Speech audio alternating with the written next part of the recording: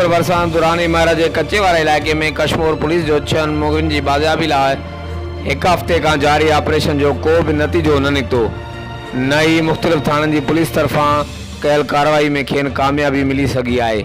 मिलण ॼाण मूजिबि SSP कश्मीर कंदकोट अमजद अहमद शेख जी अॻुवाणी में होसपुर भरिसां दुरानी महर जे कच्चे वारे इलाइक़े जे ॻोठनि आदम जो टिबो ॻोठ जीअं जागीराणी ॻोठ नवाब जागीराणी ऐं ॻोठ ख़ादिम भयो ते गुज़िरियल हिकु हफ़्ते खां जारी रहंदड़ पुलिस कार्रवाई जो को बि खड़तेल न निकितो आहे।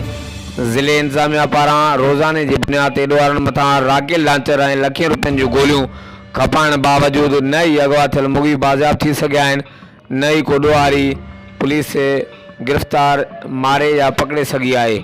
पुलिस तरफ़ां कुझु ॾींहं इहे बि दावाऊं कयूं वियूं त फायरिंग में 2 खां वधीक ॾोहारी मारिजी विया आहिनि, पर कच्चे मां मीडिया खे मिलियल मालूमात मूजिबि त को बि ॾोहारी न मारियो वियो आहे, न ई वरी पुलिस को मारियल ॾोहारी जो लाश मीडिया आॾो ज़ाहिर करे सघी आहे। ॿिए पासे कश्मीर ज़िले में अमन अमान जी सूरतहाल हिकु ॿीहर वरी ख़राबु थियण सबबि इलाइक़े जी अवाम पाण खे गैर महफ़ूज़ तसवुरु करे रही आहे।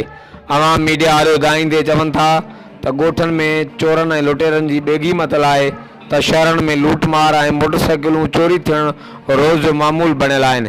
ॿिए तरफ़ हिन वक़्त बि 6 मुग़वी धाड़ेलनि जे क़ैद हेठि कच्चे में बांधी पड़ियल आहिनि, जंहिंजी रिहाई लाइ लखें रुपया वारसनि खां भुंग तलब कई वई आहे।